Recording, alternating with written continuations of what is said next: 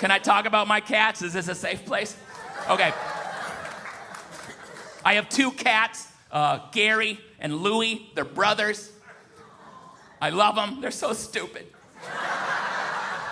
Gary ate 3 feet of yarn. You would think after, I don't know, a foot,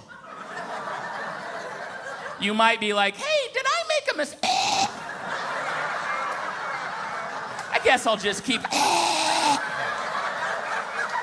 Hey, Louie, check this out. This'll probably get better towards the end. He swallowed 3 feet of yarn. He had to have a surgery that cost $1.8 million.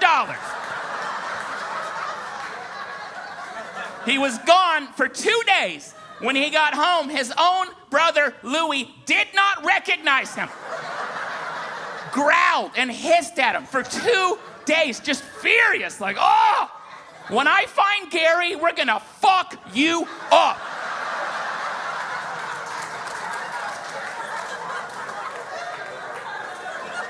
Pet owners are always like, in a lot of ways, our animals are smarter than we. No, they're not! They're furry little dum-dums. When my wife gets home from a doctor's appointment, I don't have to sniff her asshole for 48 hours